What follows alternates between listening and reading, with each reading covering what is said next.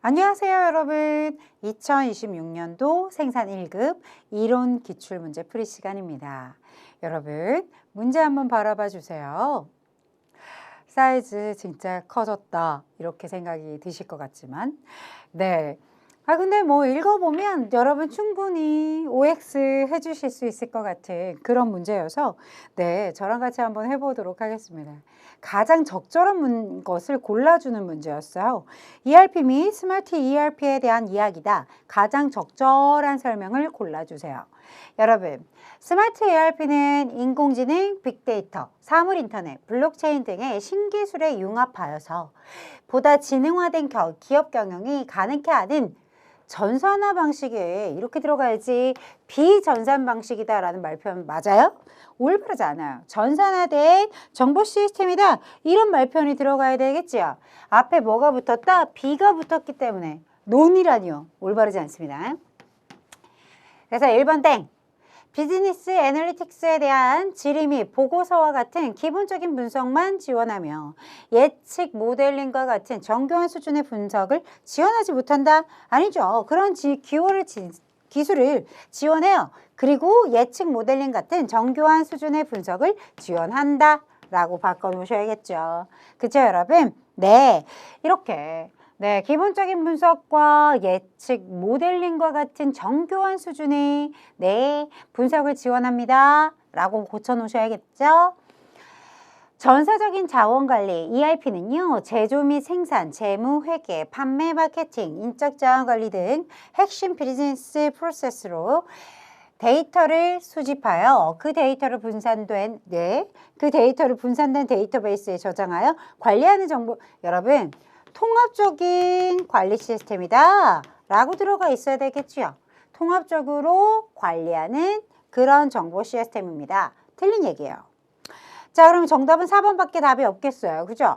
스마트 ERP는 인공지능 기반의 빅데이터 분석을 통해서 최적화와 예측 분석이 가능해서 합리적인 의사결정의 지원이 가능하고 제조업에서는 빅데이터 처리 및 분석 기술을 기반으로 하여 생산 자동화를 구현하고 ERP와 연계해서 생산 계획을 선제적인 예측과 실시간 의사결정까지도 가능케 된다. 이런 얘기 써 있어요. 맞는 이야기죠. 네, 따라서 정답이다. 몇 번이? 4번이. 이렇게 체크하실 수 있는 문제였고요. 문제 2번도 기니까 먼저 읽어봐 주세요. 자, 이번에는요, 여러분 스마트 팩토리와 사이버 물리 시스템에 대한 설명입니다. 가장 적절하지 않은 것을 골라주세요. 스마트 팩토리에서 생성되는 정형, 비정형 데이터의 인공지능 기법을 이용해서 예측, 추측, 최적화 문제를 해결할 수 있다. 맞는 이야기. 여러분, 바로 사이버 물리 시스템의 약자 CPS죠. 네, 이런 CPS는 실제 물리적인 제품, 생산 설비, 공정을 사이버 공간에 그대로 구현합니다. 즉, 이것을 뭐라고 얘기할 수 있어요? 물리적인 세계와 가상의 세계를 서로 긴밀하게 연결시켜주는 통합 시스템이다. 맞는 얘기죠. 네, CPS는 반복적인 규칙 기반 작업에 특화되어 있으며 알고리즘을 이용하여 의사결정을 내릴 수 있고 기계학습을 통해 작업을 최적화하는 등의 지능적인 자동화를 가능할 수 있게 한다. 이것은 사이버 물리 시스템에 대한 이야기가 아니죠. 그 특징을 이야기하고 있는 것이 아니라 일반적인 AI의 자동화 시스템에 대한 이야기를 하고 있는 것이다 라고 보실 수가 있습니다. 자, 4번 스마트 팩토리는 공정별 자동화 설비와 응용 설비 시스템 간에 실시간으로 연결하고 인공지능에 의해서 데이터 분석을 통해서 공장 운영에 최적화하는 지능형 공장, 그렇죠. 그게 바로 스마트 팩토리에 대한 내용이에요. 그렇죠? 맞는 이야기가 들어가 있습니다.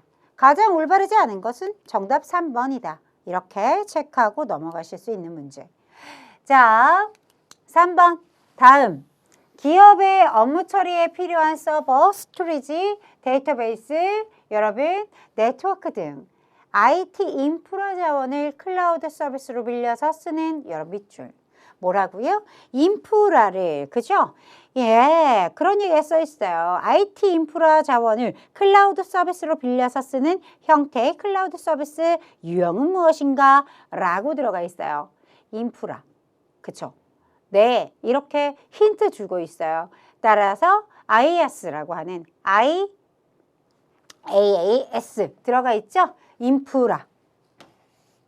여러분, 소프트웨어, 그죠?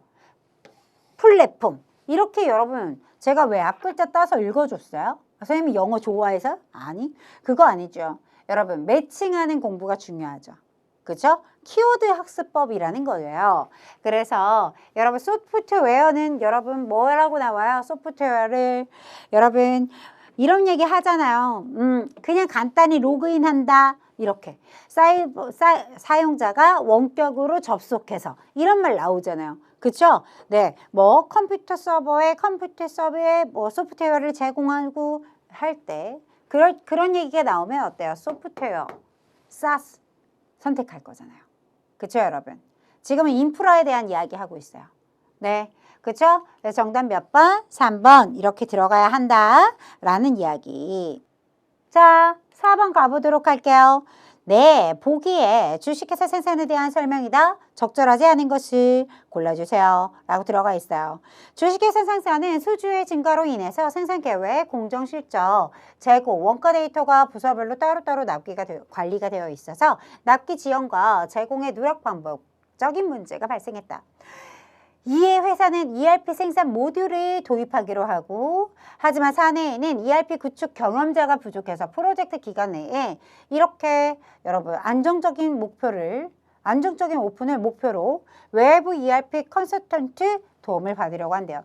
왜냐하면 구축의 경험자가 없으니까. 그렇죠? 네, 이런 컨설턴트의 도움을 받으려고 하는 거다라고 들어가 있어요. 첫 번째 읽어볼게요. ERP 구축이 실패할 경우 책임은 전적으로 고용한 컨설턴트한테 있다. 여러분 무서워서 어떻게 컨설턴트로 활약하겠어요, 여러분? 올바르지 않다. 그죠? 구축이 실패하는 요인에는 다양한 이유가 존재합니다. 따라서 고용한 컨설턴트가 네, 그 사람이 무슨 죄가 있죠? 네, 그렇죠. 다양한 요인이 있어요. 뭐 교육이 부족했다, 뭐 여러 가지들이 있기 때문에 따라서 1번은 정답이 될 수 없습니다. 자, 숙달된 구축 방법론과 경험으로 리스크를 관리해서 실패 가능성을 낮출 수 있었다. 컨설턴트가 프로젝트를 주도하면서 프로젝트 주도권이 넘어갈 수가 있다라는 그런 문제점이 있을 수가 있겠죠. 컨설턴트는 상대적으로 객관적이고 목표 지향적으로 접근해서 최적의 패키지를 설계할 수 있다. 그런데 도움을 줄 수 있다. 이런 얘기 다 맞아떨어지는 이야기. 하지만 올바르지 않다라는 거 누가 봐도 사지선다형 읽어봐도 여러분 답을 도출할 수 있겠죠? 5번입니다. 아웃소싱에 대한 이야기가 나와 있어요. ERP 아웃소싱에 대한 장점을 살리지 못하는 회사는 누구인가? 이렇게 들어가 있는 거죠. 네, 좋습니다. 읽어보도록 할게요. 자, A. 주식회사 생산은 ERP 구축 후 운영 경험이 부족해 어려움을 겪고 있었다. 이에 전문 아웃소싱 업체를 찾아서 도움을 요청하였고 업체에서는 표준 방식으로 적용해주며 사내 담당자의 운영 노하우를 전수해줬어요. 네. B. ERP 개발, 운영, 유지, 보수를 위한 내부 전담 인력을 배치하기 어려운 상황에 그런 상황에 아웃소싱 전환 후에는 내부 인력은 업무 요구사항 정리와 사용자 지원에 집중하고 ERP와 관련된 업무는 외부 업체가 수행을 해 필요 인력 부담을 크게 줄일 수가 있었다. 활용해서 좋은 점들이에요. 그죠, 여러분? 네. C. ERP 구축 및 운영을 전면 아웃소싱을 진행하였습니다. 업체와의 계약갱신 시점이 도래했는데요. 이 업체는 비용 인상을 요구했어요. 내부에 인수인계된 문서와 운영 노하우 및 기술이 부족해 다른 업체로 전환하기가 어려워서 아웃소싱했던, 그쵸? 뭐예요? 그 업체에 대한, 그쵸? 의존성이 굉장히 생겨버렸다. 이거 단점이잖아요. 정답은 C죠. 회사 C가 그죠? 장점을 살리지 못했다. 자, D는요. ERP 자체 개발을 추진하려고 했을 때 핵심 기술이 부족해서 실패 위험이 커졌습니다. 그래서 검증된 ERP 솔루션 기업을 활용하는 아웃소스 방식으로 전환을 해서 기술력 부족을 뭐 할 수가 있었다? 커버할 수 있었다. 그래서 개발 실패 가능성을 줄였다. 네, 다들 장점을 얘기했는데 지금 어떻습니까? 이렇게 업체에 대한 의존성이 높아지는 내용이 C의 회사에 들어가 있네요. 따라서 정답 3번입니다. 라고 처리하고 넘어갈 수 있는 문제. 자, 6번입니다. 주식회사 생산의 의자 제조 회사이다. 기존 공장에서 몇 시간 투하하여 30시간을 투하하여 몇 개를 240개를 만들었다. 이런 얘기가 됩니다. 그러면 우리는 물론 계산기 두드려야 되겠지만 계산해보면 8개를, 그쵸? 4시간당 8개를 만들었다는 얘기가 됩니다. 네, 시간당 8개를 만들었다. 자, 공정의 개선을 통해서 한 대당 작업시간이 줄었다라는 얘기입니다. 여러분, 30시간에 곱하기 여러분 20%를 줄였다는 얘기는, 그쵸?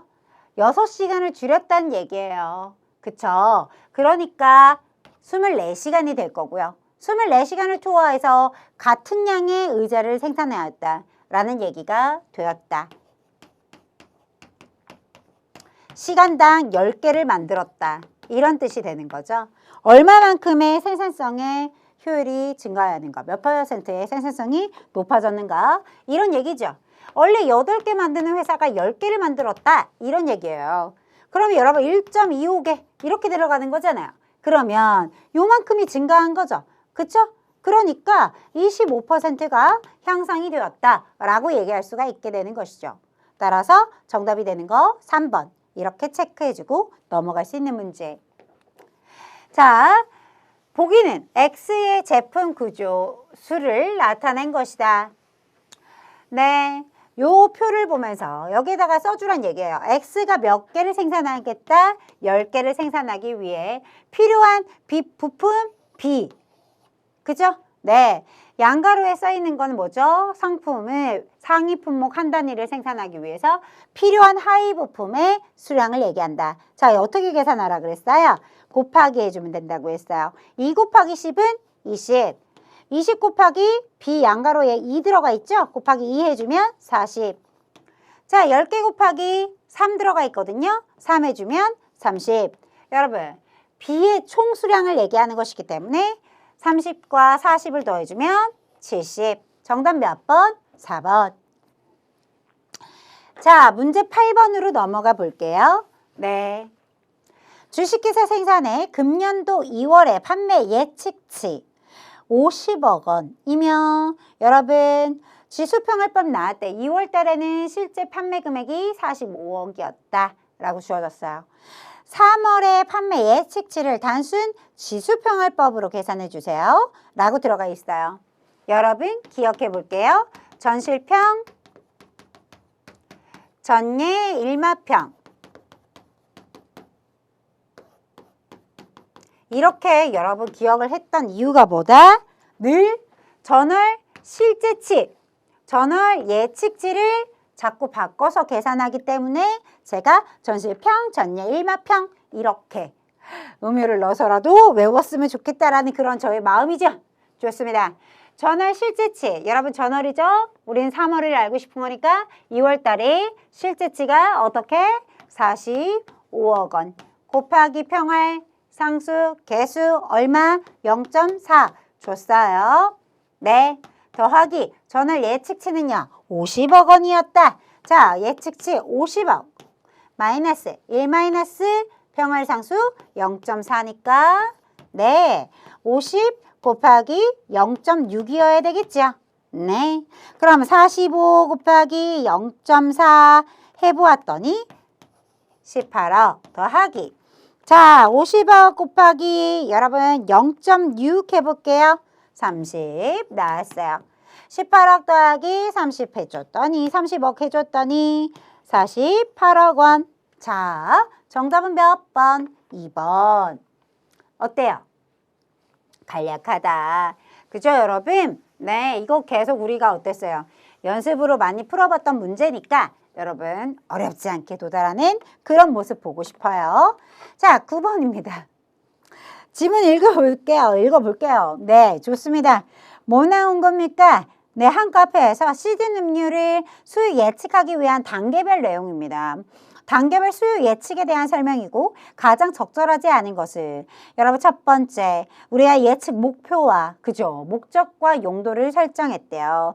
네, 카페는 오는 6월부터 8월까지 시즌 한정 파인애플 라임 아이스티 품절과 재고 과잉을 모두 방지하기 위해 생산량, 재고 수준을 최적화하고 매출 목표 달성 여부를 관리하려고 한다. 네, 그렇군요. 그래서 여러분 그 대상을 정했네요. 품목을. 그죠? 어떻게 파인애플 라임 아이스티 단위 결정은 1일 판매 잔수로 하겠다. 이렇게 써 있어요. A단계. 여러분 A단계 여름 성수기 예측 기간으로 잡고 그렇죠. 예측 기간을 선정을 해줘야 되겠죠. 그래서 6월 1일부터 8월 31일 예측 기간으로 잡았고 92일간의 일별 수요량을 예측하겠다. 네. B단계는 뭡니까? 적정한 여러분 예측 기법을 뭘로 쓸 것인지를 생각하자라는 얘기죠. 네. 그래서 보았더니 여러분 이동평균법하고 아리마를 사용하겠다라고 들어가 있어요. 맞는 이야기겠죠? 네. C단계 가보도록 할게요. 그럼 필요한 여러분 자료를 수집해야 되겠죠. 그런데 과거 2024년, 2025년도에 이 얘기하는 거죠. 이렇게 직관적으로 보라는 얘기 같아요. 보셔요. 뭘 보라고요? 9월 달부터 12월 달에 일별 판매량이 도움이 될까? 아니라는 것입니다. 여러분 여기에서 문제가 되었다라고 보자는 얘기예요. 6월 1일부터 8월 달 거를 보아야 도움이 되지 않겠냐? 이 얘기죠. 자료를 수집하는데 있어서 여러분 적정한 날일자가 아니다 이렇게 보고 있는 것입니다. 그래서 좀 적절하지 않은 건 C단계가 가장 적절하지 않게 보여지게 되죠. 그죠? D단계 3일 동안 이동평균으로 초기 1월에 수요를 예측하고 아리마 모델을 사용해서 여러분 잔차 보정 최종 예측치는 두 모델 중 가중평균으로 산주를 하였고 예측치에 대한 검증 행했다 이런 말편들이 들어가 있어요. 그러니까 예측을 시행을 해본 것이죠. 네, 시행을 해봤고 검증을 해보는 거죠. 타당했는지 정확했는지 이런 것들을 확인하고 있었던 모습입니다. 네, 따라서 자료가 날일자가 맞지 않았다라고 보는 거죠. 6월부터 8월 31일자를 원하는데 9월부터 12월 달에 누적 정보를 굳이 확인할 필요가 있을까? 과거의 누적 정보를 네, 이렇게 이야기하는 부분의 문제입니다. 자, 10번 넘어가 볼게요. 보기에 항공기 생산 라인, 주식회사 생산 에어로 생산 라인에 대한 설명입니다. 네. 주식회사 생산 에어로의 생산 라인의 특징으로 가장 적절한 거 골라주세요. 라고 들어가 있어요. 네. 에어로는요, 미리 재고를 확보해 두기보다는 항공사의 구체적인 계약이 체결되고 그때부터 제작에 착수하겠습니다. 공장 내부에는요, 특정 부품만 찍어내는 정용 설비가 아니죠. 두루두루 바뀔 때마다 세팅을 조정해서 다양한 형태를 가공할 수 있는 다목적의 장비들을 구축한대요. 범용성에 대한 이야기를 하고 있어요. 그쵸?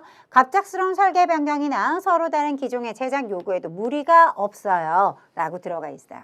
유연하죠? 유연성이 큽니다. 자, 작업장은요, 절단, 열처리, 도장, 유사한 기능을 수행하는 설비들을 기능별로 한 구역에 모여있는 형태로 띠고 있어 여러 작업 구역을 이동하며 완성이 됩니다.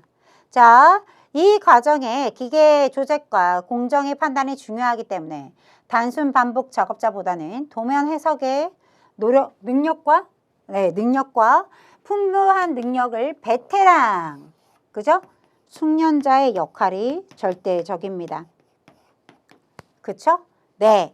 그럼 여러분 보세요. 잡숍에 대한 이야기다 라는 걸 느낄 수가 있겠죠. 왜요? 앞에서부터 주문 제작에 대한 이야기를 하고 있습니다. 그러니까 미리 재고를 갖고 있는 것이 아니라 그쵸? 네, 주문이 들어와야 시작할게 라고 들어가 있는 내용부터가 시작이겠죠. 그쵸 여러분? 네, 그렇습니다. 여러분, 그러면 생산 라인의 가장 이렇게 주문자 요구에 의한 생산 방식이다 라는 말표현 들어가 있고요. 네. 그 다음에 범용에 대한 설명이 들어가 있고요. 다른 기종의 제작에도 별 무리 없이 대응할 수 있다라는, 그죠? 높은 유연성을 얘기하고 있습니다. 그럼 가장 적절한 거는 여러분 보세요. 몇 번이 답이 될 수밖에 없어요. 공정별, 여기 써있죠. 열처리 등 네, 기능별로 구역의 형태를 띠고 있고 여러 작업이 여러분 여러 작업 구역을 이동하면서 완성이 됩니다. 공정별 기계 배치가 되겠고요. 여러분 연속 생산 아니죠. 적단이요. 적은 유연성 아니죠. 대량 생산 미리 만들어 놓나요? 아니라고 했어요. 정답이 될 수 있는 건 공정별 기계 배치다. 정답이 될 수 있는 거 하나밖에 없었죠? 네. 그래서 정답 3번 체크하고 넘어갈 수 있는 문제. 자, 문제 11번 가보도록 하겠습니다. 자, 어떤 품목에 대한 발주 계획에 나타난 MRP에 대한 이야기다. 자, 이 품목의 로트 사이즈 결정 방법은 로포롯이라고 들어가 있습니다. 조달 기간은 2주가 걸려요. 리드 타임이 2주가 걸린다는 얘기죠. 안전 재고 수준까지 고려하래요. 10개. 자, 현 재고 수준은 52단이다 라고 들어가 있어요. 그죠? 현재 기말에 52개가 남아있다는 얘기고요. 네, 이때 기간 2주차 때의 발주량은 몇 개인가 라고 물어봤습니다. 총 소요량을 딱 알려줬어요. 40개. 그쵸? 네, 1주차에는 40개면 충분하기 때문에 기말 재고 여러분 어떻습니까? 52개. 그죠? 소요량을 빼도 12개가 남기 때문에 문제되지 않습니다. 입고 예정량 10개입니다. 여러분 소요량이 없어요. 2주차 때는. 그쵸? 그러니까 기말 재고와 입고 예정량 합해서 기말에 22개가 남아있는 모습일 겁니다. 그쵸? 네. 3주차 때도 총 소요량이 없고, 그쵸? 네. 그래서 여러분 퇴근해버리면 안 돼요. 왜요? 2주차에는 뭐가 있기 때문에? 총 소요량이 존재하기 때문입니다. 그쵸? 네.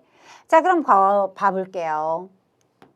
이렇게 4주차 때는 내가 택도 없이 부족해요. 우리는 조달하는데 1주, 2주가 걸립니다. 따라서 발주를 짜야죠. 그쵸? 몇 개를 만들 것이냐, 몇 개를 발주할 것이냐. 자, 나는 80개가 필요하다. 헌데 지금 22개밖에 없다. 따라서 여러분 몇 개만큼이냐 라는 것을 이야기합니다. 그쵸? 네. 자, 계산해 보면요. 선생님 58개예요 라고 얘기하시겠지만 아닙니다. 왜 58개가 아닐까요? 여기에 안전 재고량을 고려해야 하기 때문에 그렇습니다. 그쵸? 네, 그래서 58개에서 10개를 더해준 몇 개를 발주할까요? 68개를 발주합니다. 됐나요? 네, 좋습니다. 이렇게 정답 몇 번? 3번이라고 처리해주면 되겠죠? 좋습니다. 뭐까지 고려해야 된다? 안전, 재고 수량. 네. 자, 그런데요, 여러분 헷갈릴 게 없을 거라고 생각이 듭니다. 왜요? 유선 언저리에 숫자가 없어요. 그죠, 여러분? 네, 좋아요. 자, 12번 가보도록 하겠습니다. 저는요, 이 그림 볼 때요, 여러분, 진짜 줌으로 당겨보고 그랬어요. 그죠? 봐봐요. 3번에서 4번 가는 거고, 6번에서 7번 가는 거죠? 근데 화살표가 그렇게 안 보이는 것 같아서 막 당겨보고 보여요. 예, 많이 했어요. 많이. 열심히. 근데 아마 시험 보는 경우, 글쎄요, 제공되는 이미지가 조금 더 달랐을까요? 명확하게 그려주셨을 것 같아요. 네. 혼돈이 없길 바랍니다. 가보도록 하죠. 자, 이런 모양을 두고요. 여러분 보세요. 일단은 주 공정을 찾아야 될 것입니다. 따라서 여러분 계산해 볼까요? 자, 1번에서 2번 간다. 3일 걸린다. 3 더하기 2번에서 5일 갈 때, 5번 갈 때 4일 걸린대요. 7. 그리고 7에서 여러분 8번. 여러분 5번에서 8번 갈 때 6일이니까 합해주면 13. 자, 13에서 4일 더해주니까 17. 그죠? 17이 나왔어요. 자, 이렇게 나왔고요. 자, 공정 3일에서 여러분 요 점선으로 돼 있는 것은 0이죠, 0. 그죠? 네. 따라서 3일에서 더해줄 게 없죠. 빵이니까. 그죠? 3으로 와줬고 3에서 5 더하니까 5일 더하니까 8이 될 것이고 1로 올라갈 수 없죠, 여러분. 6번, 7번이에요. 그죠? 네. 그리고 4일 더해주면 12일. 12일에서 여러분 더해주면 16일. 주일정이 될 수 없어요. 그쵸? 네. 여기 가볼까요? 1번에서 4번 가는데 4일. 4번에서 7번 공정 가는데 5일, 9일이에요. 9 더하기 9 해주고. 7번에서 8번 가는데 13. 8번에서 9번 더하는데 여러분 14. 더하면 17. 여러분 주공정인 2개네요. 그쵸, 여러분? 네. 이렇게 스트레이트도 여러분 안 되죠? 네, 9일이고 7일이고 합산해도 며칠이 안 돼요. 그러면 이런 이미지를 준비했어요. 네. 어때요? 네. 이렇게 여러분 어떻습니까? 네, 그림을 그려온 거죠. 그래서 주일정이 이렇게 2개일 수 있겠어요. 근데 여러분 주일정이 총 토탈 17일에 걸립니다.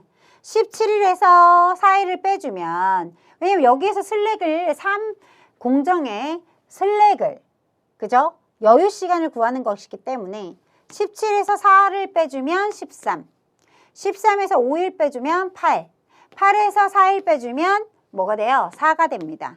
앞에서 여러분 우리가 포워드 패스로 여러분 더해서 들어올 때 3이었어요. 그럼 4에서 3을 빼주니까 뭐가 나와요? 이렇게 슬랙의 타임이 나오죠. 네.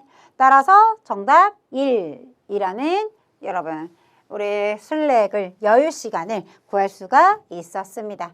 됐나요? 좋습니다. 문제 13번 가보도록 하겠습니다. 보기에서 발생하는 현상에 대한 용어입니다. 한글로 써주세요. 라고 들어가 있어요. 네. 자, 우리 ERP 시스템을 활용해서 판매 계획, 생산 계획, 자재 소요 계획을 연계 관리하고 있다. 그런데 특정 제품의 실제 판매량은 소폭 증가하는데도, 그죠? 소폭 증가하는데 그쳤어요.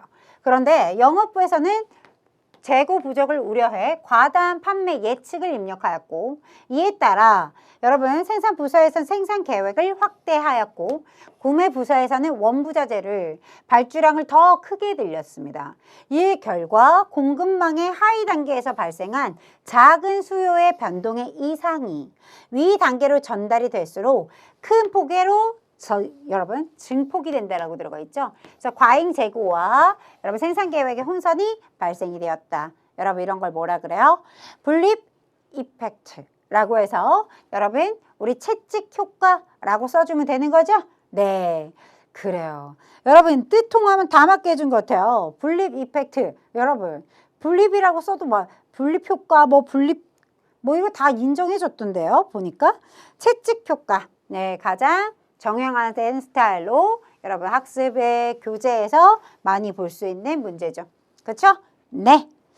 자, 14번입니다. 라우팅에 대한 절차 계획에 대한 주요 결정 사항으로 가장 적절하지 않은 것을 묻고 있어요. 첫 번째, 작업 내용의 방법. 그죠? 내용 및 방법에 대한 이야기. 작업 방법과 작업 순서 같은 것들을 정하는 게 여러분 절차 계획이죠. 네. 이렇게 작업 결과물에 여러분 품질 수준 같은 게 라우팅에 들어오면 돼야 안 돼요? 올바르지 않죠? 밑에 이어지는 어디에서 작업을 할지 작업, 장소, 경로. 동그라미 4번에 여러분 몇 시간, 표준 시간 같은 것들이 다 어떻습니까? 결정되는 것이죠? 네. 따라서 정답 올바르지 않구나. 네. 2번. 좀 쉬운 문제로 봤고요. 그죠? 네. 그 다음에 요거 어때요? 우리 꼭 빠짐없이 나오는 쉬운 문제죠. 가보도록 하겠습니다. 네. 가공이 우선인 운반공정. 여러분, 가공이 우선이고, 가공은 동그라미잖아요. 그게 우선이죠. 그죠? 우선이고, 부수적으로 뭘 한다고요? 운반을 한다고요. 요 얘기죠? 네. 그럼 가에는 A가, 나는요, 뭐에 대한 이야기예요? 다이아몬드 모양이네요, 여러분. 네, 품질 검사가 우선이면서 동그라미가 뭐라고요? 가공이라고 얘기했어요. 그러니까 품질 검사가 우선이면서 가공 공정이 부수적이다. 여러분, B랑 딱 맞는 설명이죠. 동그라미가 뭐에 대한 이야기예요? 가공이라고 얘기했어요. 가공이 주되면서 품질 관리도 하는 거죠, 지금. 품질 검사도 항한다. 이런 말표현이 들어가 있어야 되겠죠? 가공이 우선이면서 품질 검사를 공정이다. 이게 주된 게 아니라 부수적으로 붙어 있어요. 가운데. 안에 들어가 있잖아요. 그쵸, 여러분? 네. 그래서 C. 이게 뭐라고요? 여러분, 품질 검사라고 얘기했어요. 품질 검사가 우선이면서 수량도 세고 있구나 이런 생각을 해주셨을 거예요. 따라서 여러분 너무 쉽다 이거. 그죠? A, B, C, D 이 순서대로 그냥 매칭이 돼야 되는 것을 골라주면 되겠네요. 따라서 정답 몇 번? 예, 1번입니다. 라고 처리하고 마무리가 되는 문제였어요. 어때요? 네, 이거는 진짜 보너스 같은 문제죠. 네, 잘 외워지기도 하잖아요. 그쵸? 네, 복합적인 공정도시입니다. 아, 그쵸. 자, 16번. 공수계획과 공수체감곡선에 대한 이야기입니다. 올바르지 않은 것을 골라주세요. 자, 공수계획은 부하와 능력을 비교해서 조정하려는 것이다. 오, 너무 올바른 얘기. 공수체감곡선은 작업을, 생산을 반복함에 따라 소요시간이 어떻다고요? 네, 시간이 줄어들죠. 소요되는 시간이 줄어든다. 체감되는 현상을 말한다. 맞는 이야기. 자, 공수계획에서 부하와 능력의 비교의 척도로 쓰이는 게 기계 시간, 사람 시간 이렇게 이런 걸로 많이 이용이 된다. 뭐 맞는 이야기가 돼요. 근데 약간 표현이 신선하죠. 우리가 예를 들어서 우리가 이번 주에 뭐 내 작업량이 뭐 얼마나 되는지 따져보자 라는 것을 이렇게 무엇으로요? 기계 시간이나 사람 시간으로 사용할 수가 있기 때문에 그렇습니다. 그쵸? 뭐 A 물건을 만드는데 몇 시간? 30시간이 들어간다. 이렇게 할 수가 있겠죠. 그쵸? 그리고 이렇게 사람에 대한 사람 시간이라는 표현을 쓰고 있는데 사람 시간이라는 건 이런 거죠. 능력에 대한 걸 따질 때 어떻게 따집니까? 우리가 작업자 몇 명? 3명이 필요하다. 그죠? 3명이고 하루에 8시간씩 네, 투하할 것이다. 며칠? 뭐 7일. 그죠? 그럼 가용할 수 있는 뭐가 나와요? 능력치가 나오겠죠. 그쵸? 그런 것들을 이렇게 여러분 기계 시간, 기계 몇 시간 돌리고 사람 시간, 사람 인적 역량을 그죠? 네, 이런 것들을 우리가 인력을 또 능력을 따져보는 것입니다. 네, 이렇게 사람 시간 등을 이용할 수가 있다. 맞는 얘기가 돼요. 공수체감곡선은 작업이 반복될수록 작업 소요 시간이 체감하는 형상으로 여러분 자본 집약적인 산업에 도드라지겠어요? 여러분 노동 집약적인 이런 말이 들어와야 되겠죠. 3번에서 신선한데? 라고 했을 수 있어요. 그런데 4번에서 보자마자 답 골라주셨을 겁니다. 노동 집약적인 곳에서 많이 나타나게 되는 모습을 보실 수가 있게 되겠죠. 그쵸? 네, 따라서 정답 몇 번? 4번. 자, 7번입니다. 계산기를 좀 두드려 봐야 되겠죠. 이 문제 어떻습니까? 잘 읽어서 생각을 해 주셔야 돼요. 가보도록 할게요. 네, 본 작업과 재작업이 필요하다. 작업장에 필요로 하는 인원은 몇 명인지 고르세요. 라고 들어가 있습니다. 자, 그럼 한번 따져보도록 할게요. 일단은 월 수요량이 2,600개, 26,000개, 26,000개래요. A 작업을 소요하는 시간이 12분입니다. 그렇죠? 그러면 여러분 계산기 두드려 볼게요. 곱하기 12분 해주면 얼마 나옵니까? 31만 2천 시간이라는 게 나옵니다. 그렇죠? 네, 뿐만 아니라 뭐도 있어요. 본 작업과 재작업이 필요하다라고 얘기했어요. 재가공률 및 재가공 시간이 나와 있습니다. A는 어떻게? 5%가 재가공률의 퍼센테이지예요. 그러니까 26,000에 대한 수요량이 여러분 어떻게? 5%만큼 재가공을 한다는 얘기입니다. 따라서 26,000 곱하기 5% 해주면 1,300개가 나오고 1,300개를 또 재가공하는데 몇 분이 걸린다? 6분이 걸린다라는 얘기가 나오죠. 그래요. 그럼 1,300 곱하기 6을 해주면 7,800분이 걸립니다. 그렇죠? 네. 기억해 두세요. A 작업과 관련된 내용입니다. B는요. B는 위에다 풀어볼게요. 월 수요량이 몇 개라고 하였는가? 4,000개라고 주어졌습니다. 4,000개 곱하기 작업하는데 18분 걸린다고 했어요. 자, 그럼 계산기 두드려 봅니다. 4,000 곱하기 여러분 18분 해주면 72,000분. 시간 얘기하는 거죠. 그죠? 네. 자, 그러면 여러분 그 다음에요. 이게 끝이 아니에요. 그쵸, 여러분? 왜요? B는 5%의 재가공률이 있습니다. 그러니까 B의 재가공률도 계산해야 된단 말이에요. 4,000개 중에서 항상 재가공이 5%가 발생한다. 자, 그러면 4,000개 곱하기 5% 해주니까 몇 개? 200개. 그럼 200개를 여러분 재가공하는데 몇 분 걸린다? 9분이 걸린다. 200개 곱하기 9분을 해줬더니 1,800분. 그래요. 그러면 여러분 보세요. 요 네모박스 친 것을 다 합산해 줘야 되겠죠. A와 B의 작업장에서 필요한 인력을 계산해야 하기 때문에 일단 합산부터 해보도록 할게요. 여러분 72,000시간 더하기 여러분 1,800분 더하기 312,000분 더하기 7,800 더해주면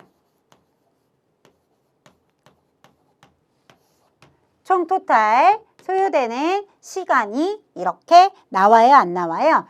393,600시간, 600분이라고 얘기를 해볼게요.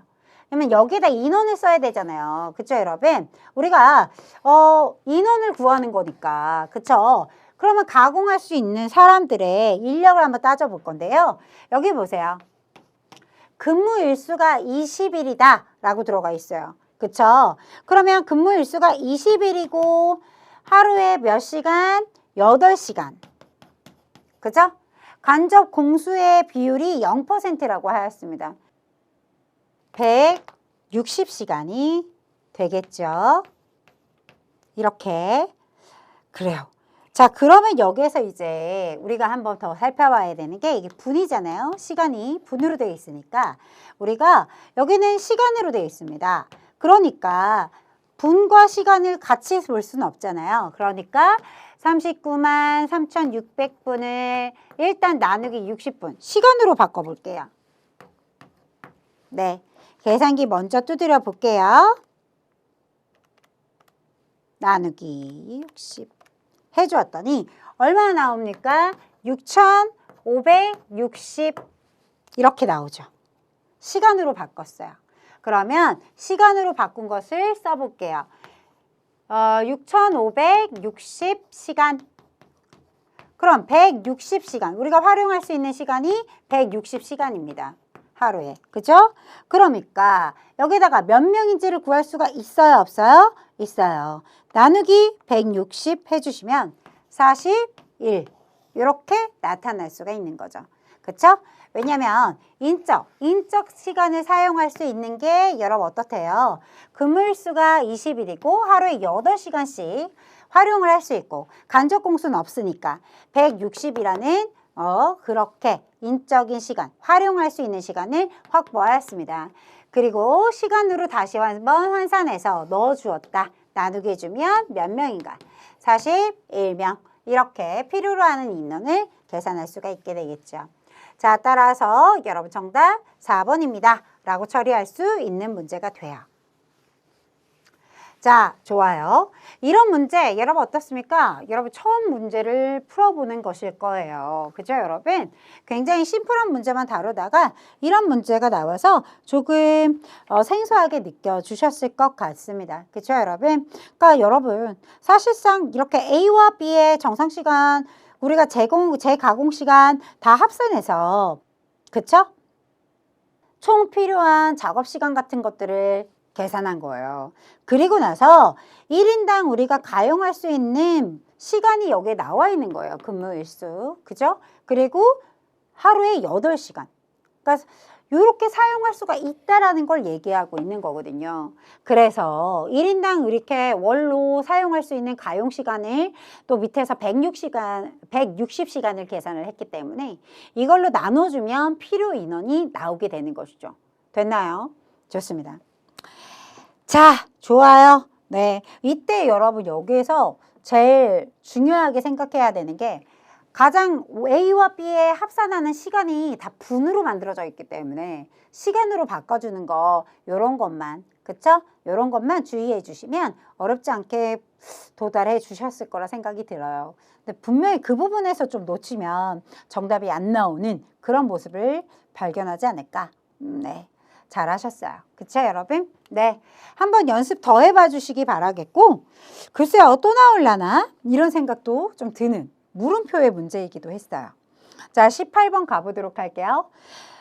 Just in Time의 여러분 7가지 낭비 중에 첫 번째, 낭비의 정의는 원래 불필요한 공정이나 작업을 마치 필요한 것처럼 생각하는 것이다.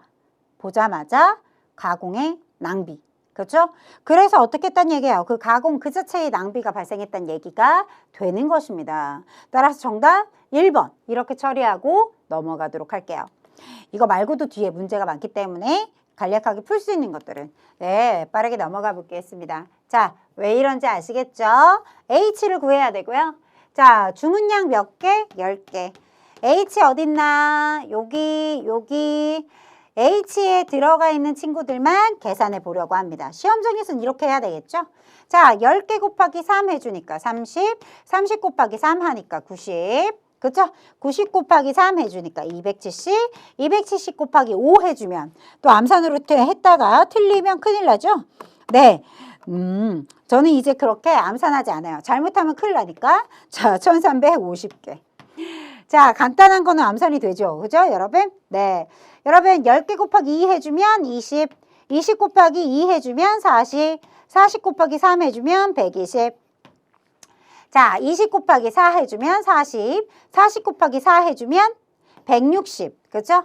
네, 그 다음 10개 곱하기 3 해주면 30, 30 곱하기 3 해주면 90입니다. 그럼 여러분 1350개 더하기 120개 더하기 160개 더하기 190개 더해주면 되죠? 나 늘 얘기하지만 여러분 시험장에서 암산하시면 안 되고요. 저처럼 말하면서도 암산하면 안 돼요. 네. 그러면 올바르지 않아요. 그렇죠? 여러분 1720개가 나왔습니다. 자, 그런데 무엇이라고 들어가 있죠? 현 재고량이 몇 개다? 1520개다. 1520개 가지고 있다는 얘기입니다. 자, 차감해주면 200개. 자, 따라서 정답은 몇 개? 200개. 이렇게 나타낼 수 있어요. 그죠? 이거는 여러분 우리가 반복적인 학습으로 인해서 이런 문제는 10개가 나와도 다 맞출 수가 있죠? 네, 좋습니다. 20번. 자, 부하와 능력에 대한 이야기다. 부하와 능력의 차이를 계산하세요. 여러분, 부하가 뭡니까? 생산량 곱하기, 자, 500개 곱하기 0. 단위시간 0.2시간이 걸린대요. 그럼 500개 곱하기 0.2는 100. 부하죠, 부하. 자, 그 다음에 능력은 이렇게 계산을 해줘야 되겠죠? 자, 5 곱하기 8시간. 네, 인원 5명, 작업시간 8시간, 가동률 90%. 5 곱하기 8 곱하기 0.9 해주면 36. 맞아요, 여러분? 네, 좋습니다. 그러면 여러분 이때 부하와 능력의 차이를 계산해라 라고 하였습니다. 그러면 여러분 100에서 36을 빼주면 몇 개 나와요? 몇이 나와요? 64가 나옵니다. 정답은 64. 차이가 나는 것을 구하는 거니까 64 이렇게 계산할 수 있어요? 없어요? 있어요. 자, 계산하는 문제가 계속 나오기 때문에 여러분 이렇게 풀어봐 주시고요. 자, 21번 가보도록 할 겁니다. 21번. 자, 다음 자료로 라인 밸런싱 구하라. 작업장 몇 개? 4개의 작업장. 곱하기. 여러분 가장 오래 걸려요. 몇 분? 30분. 자, 15분 더하고 20분 더하고 각각 30분 더하고 25분. 다 합산해 주는 거죠? 네.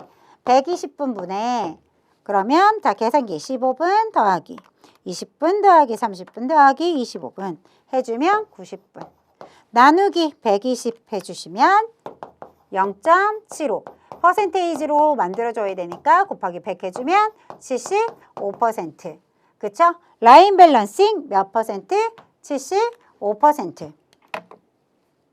자, 22번입니다. 재고의 정의에 대한 얘기예요. 특성 및 정의에 대한 내용이다 라고 들어가 있어요. 생산활동에 장기간 사용되는 기계 설비, 공장 건물, 토지 등도 재고자산에 포함돼요? 올바르지 않죠. 이 친구들은 유형자산이죠. 재고자산이 아닙니다. 그죠? 1번 땡. 2번, 3번, 4번 여러분 어떻습니까? 재고 범위에 원자재, 제공품, 완제품뿐만 아니라 유지 보수를 위한 소모품까지도 재고의 범위죠. 자, 미래 수요를 충족시키거나 생산을 원활하게 위해서 기업이 그래서 재고를 가지고 있는 거다. 그렇죠? 네, 그런 기업이 보유하고 있는 경제적 자원이다. 수요와 공급의 불일치를 해소하고 생산 공정 간의 독립성을 유지해주는 완충 역할을 하는 게 바로 재고의 역할이다. 이런 얘기를 하고 있습니다. 그렇죠? 밑에 받는 얘기니까 한 번 더 읽어주시되 위에 1번은 올바르지 않죠? 네, 구분 지어주고 23번 넘어가 볼게요. 자, 보기 자료의 바탕으로 주식회사 생산의 연간 재고 유지 비율을 구하시오. 여러분 유지 비율이에요. 뭘 줬어요? EOQ를 줬어요. 알려주고 시작을 했습니다. 몇 개다? 200개다. 자, 루트 여러분 200개다 라는 걸 이 루트 안에 뭐가 들어간다는 얘기야? 4만이죠. 4만. 200 곱하기 200 제곱근이기 때문에 그쵸? 4만이 들어간다 라는 얘기가 됩니다. 그러면 PI는 EDCP. 자, 가보게요. P는 뭡니까? 한 개당의 여러분 단가를 얘기하는 것이다. 그죠? 따라서 5,000 넣어줄 수 있어요? 네, 옆으로 가서 할까요? 네. 그럼 일단은 여기다가 해야겠다. 자, 루트 씌워서 P가 뭐다? 5,000 곱하기 물음표죠? X. 이걸 구하는 거예요, 지금. 그죠? 네. 자, 2 곱하기 여러분 수요량 한번 여러분 연간 몇 개를 4,000개를 소비한다라는 말표현 들어가 있습니다. 그쵸? 그래서 4,000개가 들어가 줄 거고요. 네, 이때 한번 주문할 때 들어가는 모든 몽땅의 비용이 얼마다? 5,000원이다 라고 주어졌어요. 네, 그러면 2 곱하기 4,000 곱하기 5,000 해주니까 얼마 나와요? 4,000. 그러면 5 곱하기 여러분 5,000 곱하기 얼마를 해줘야 여러분 아까 이야기 드렸었죠. 얼마? 4만이 나와야 할 것인가. 루트를 벗기지 않고 생각을 했을 때. 그쵸? 얘가 뭐가 들어와야 되겠어요? 밑에 4만만 돼야 되니까 얘는 1,000이 돼야 되잖아요. 0.2를 곱하기 해줘야 얘가 1,000이 되죠. 그죠? 분모가 1,000이 되어야 여기 위에 4,000 있어요. 해주면 4만만 남아있잖아요. 그죠? 이렇게 만들어주는 것이다. 그럼 비율이 0.2가 돼야 될 것이고 0.2를 여러분 퍼센테이지로 바꾸면 20%죠. 좋습니다. 여러분 정답 몇 번? 3번. 자, 24번으로 넘어가 볼게요. 다음 보기에서 설명하고 있는 생산관리 기법은 이라고 주어져 있습니다. 자, 자재 소유 계획에서 산출된 생산 및 작업 지시 기준으로 네, 이런 말 표현도 들어가 있고 또 생산 계획을 실제로 수행할 수 있는 설비 인력 등의 작업 시간 등이 충분한지를 검증하고 조정하는 생산관리 기법이다. 네, 그리고 또 나왔어요. 뭐라고요? MRP 전기에 의한 생산된 계획이 얼마만큼의 제조자원을 요구하는지 계산하는 모듈이다. 생산 능력에 맞춰서 여러분 자재 소요 계획을 수립하기 위해서 밑줄 작업장의 능력 소요량을 시간대별로 예측하는 그런 기법이다. 여러분 너무 많다. 여러분 여기서도 이런 것들이 다 밑줄이 되는 이유가 뭐예요? 나 이거 얘기하고 있어. 이거 뭐죠? 네. 여러분 어때요? MRP 하면 뭐 떠올라요? CRP가 떠올라야 되겠죠. CRP. 그죠 여러분? 정답 몇 번? 2번입니다. 자, 우리 조금 속도 내야 되겠죠? 네. 여러분 25번입니다. 글로벌 공급망을 고려할 때 SCM에 대한 이야기예요. 물류 비용의 절감. 여러분 AI의 수요 예측과 운송 경로 최적화를 통해 불필요한 재고를 줄일 것이다. 여러분 가식사 확보해서 물류 비용을 절감할 것이다. 맞는 설명이에요. 생산의 효율화, 공급업체와 제조 간의 실시간 공유를 통해서 채찍 효과를 완화시켜 줄 거고 생산 계획의 정확도를 높여서 유효되는 설비와 과잉 생산의 낭비를 제거할 것이다. 맞는 이야기. 총체적인 경쟁의 우위를 확보할 것이다. 개별 기업의 최적화가 아니라 공급망 전체의 최적화를 추구함으로써 고객의 주문부터 납품까지 리드타임을 단축하고 시장 변화에 맞대응해주면서 높은 경쟁력을 창출하겠다. 맞는 이야기가 들어가 있어요. 고객 만족 및 시장 대응. 급변하는 시장의 트렌드와 고객의 다양성 요구에 실시간으로 대응하기보다는 대응하셔야죠. 대응해야죠. 생산성 효율을 극대화시키기 위해서 대량 생산 체계를 고수해요? 올바르지 않네요. 그죠 여러분? 미리 막 만들어 놓겠다. 올바르지 않은 생각입니다. 그죠? 요 앞에서 꺾은 것부터가 올바르지 않죠. 따라서 정답 몇 번? 4번. 이런 문제는 쉬운 문제라고 저는 생각이 됩니다. 자, 26번은 또 문제가 어때요? 푸는 문제. 그래요. 여러분 EOQ의 문제가 하나 더 나온 거죠? 네, 어떻게? 여러분 PI는 수요량 곱하기 CP 들어가는 비용. 이렇게 일해주는 비용까지 여러분 다 주어져 있어요. P는 뭡니까? 라고 들어가 있습니다. 여러분 P가 뭐예요? 단가 9,000원. 곱하기 유지비율 0.1 2 곱하기 수요량은 9만 개 곱하기 재고 주문 비용이 어때요? 이렇게 들어가 있어요. 네. 자 그러면 여러분 2 곱하기 9만이군요. 9만 곱하기 200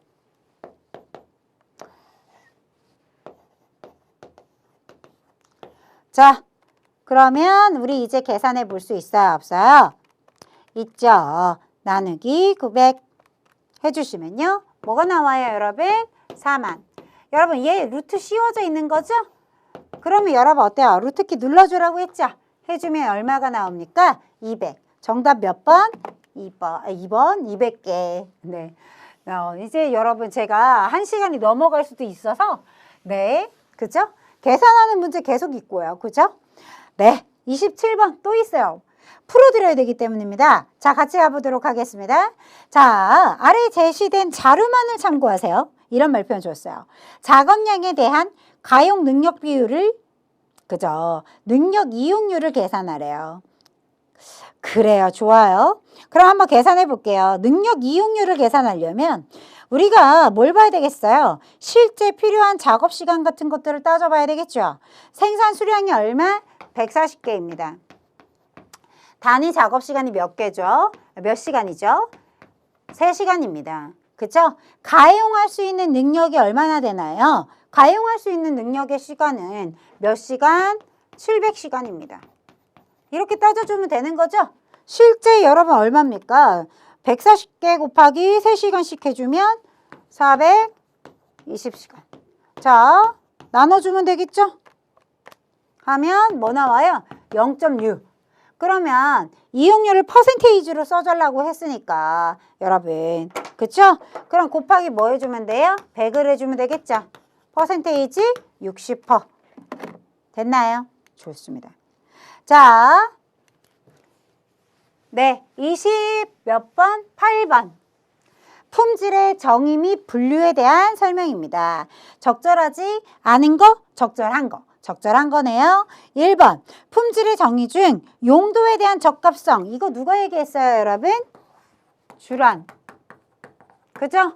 네. 그렇기 때문에 올바르지 않은 학자 이름 땡.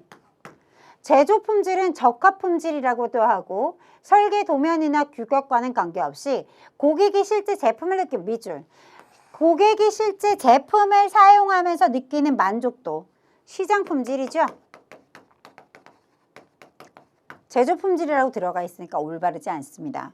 자, 여러분 시장 품질은 제조가 완료되어 출하된 시점의 물리적인 제품의 상태만을 의미하며 판매 이후에 서비스나 부품 교환 같은 유지보수 활동은 포함이 되지 않는다. 포함시켜야 되는 거죠, 여러분. 그쵸, 여러분? 매우 중요해요. 그쵸? 그래야 시장 품질이 좋다고 느끼지. 여러분, 유지보수 활동 포함시켜야 한다. 이렇게 바꿔야 돼요. 그쵸? 네. 그럼 올바른 건 여러분 뭐밖에 없어요?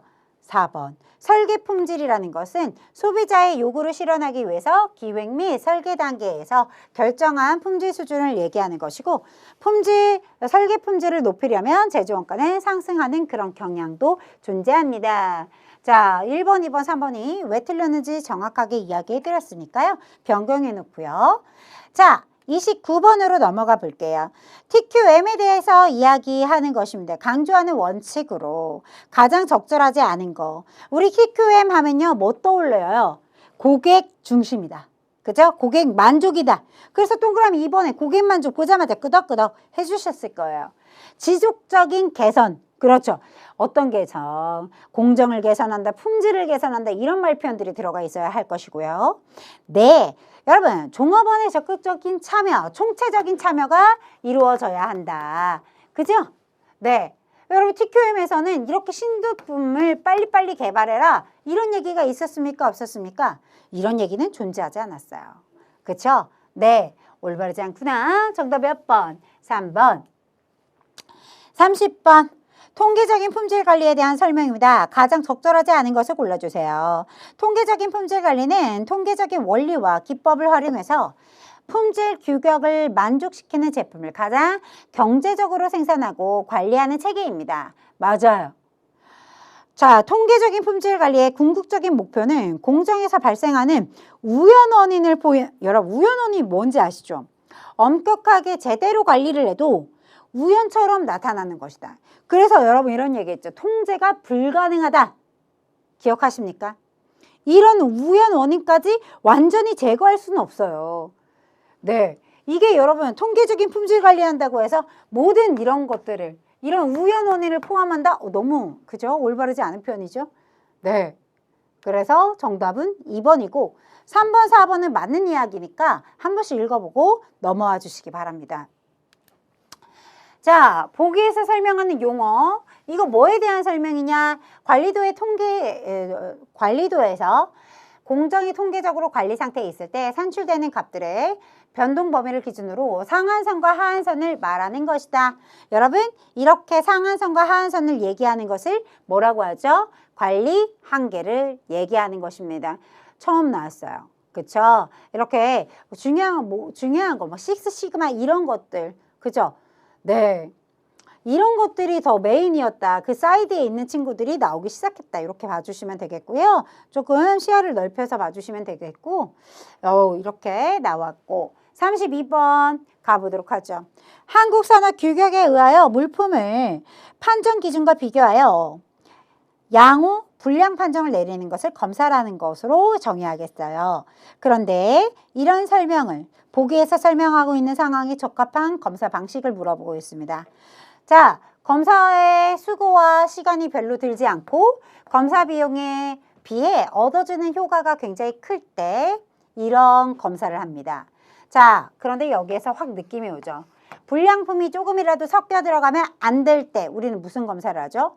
전수검사하죠. 여러분, 그죠? 네, 따라서 정답은 전수검사. 이렇게.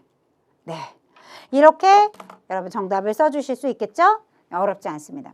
자, 물론 여러분 아까처럼 관리 한계 같은 경우는 출제된 적도 없고 빈도를 가져간 적도 없기 때문에 여러분 뭐야? 라고 생각을 하셨을 수도 있어요. 근데 우리 교재를 한번 다시 읽어보시면 이렇게 상한선과 하한선에 대한 이야기가 들어가 있으면서 그것을 관리 한계라고 한다. 이런 말 표현들이 들어가 있는 것을 살펴주실 수는 있습니다. 교재에 없는 내용은 아니에요. 하지만 좀 나올지 몰랐다? 이런 느낌을 조금 배제할 수는 없었어요. 문제 풀 때. 그럼요. 다 맞으라고 할 수는 없으니까 약간 메인이 됐던 얘기에서 옆에 있는 친구들의 시험에 출제를 한 모습을 보실 수가 있겠고요. 자, 이번 회차 풀면서 정말 문제가 풀이하는 문제가 너무 많았죠. 계산기가 어때요? 필수다. 암산은 사치다. 이런 얘기를 전해드리면서 다시 한번 꼭 풀어줘야 되는 문제들이 있었어요. 약간의 킬러 문항 같은 그런 문제들. 그냥 단편적으로 하라는 대로 여러분 계산을 하는 문제였는데 조금 더 그래도 생각이 필요했던 문제들도 있었는데요. 그렇게 그런 문제들에 대해서 처음 맞닥뜨린 문제에 대해서 너무 매몰되지 말고 정형화된 문제들을 먼저 풀어주는 연습을 행해 주시는 것이 합격선에 더 빠르게 도달하실 수 있다는 점. 네, 다시 한번 상기시켜 주셨으면 좋겠고요. 자, 우리가 생산에서도 여러분 어때요? 변형된 문제들이 존재해요. 그래서 실무 시간 꼭 넘어와야 한다는 얘기를 강조를 드리면서 이번 시간 마무리하도록 하겠습니다. 여러분 오늘도 수고 많이 하셨습니다.